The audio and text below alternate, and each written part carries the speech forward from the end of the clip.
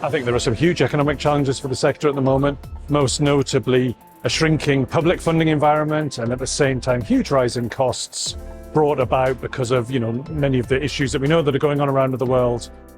But at the same time, there are some real opportunities around, in particular, the opportunity to support heritage skills to help us get out of some of those challenges. I think there are a lot of economic challenges coming up, but I think people can be quite resilient, especially in their shared heritage and local history as well.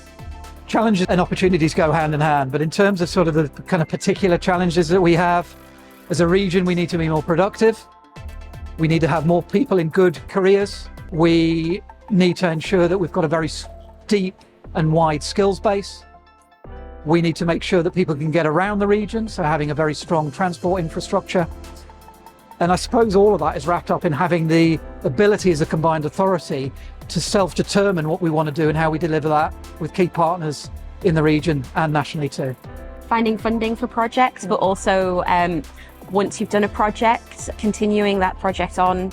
It's easier to get funding for new projects than it is to extend something, even if that something's worked really well.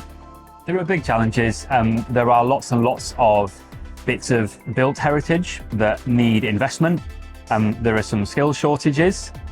There's just some staffing problems in terms of the kind of resource for organisations already working within heritage to see how more people are able to be involved so that we don't have fewer and fewer people doing more and more wide-ranging things. But there is an appetite, I think, in the wider public in order to be able to participate in heritage. So I think that's one of the economic things that we've got to try and get our heads around, is how to bring people in and to leverage support from funding bodies that aren't the traditional funding bodies that we have, but to be able to bring in business, to be able to get those involved in drawing in skills development, using heritage as a place for those wider skills to be generated, and therefore bring in investment in order to generate those skills as well as caring for heritage at the same time.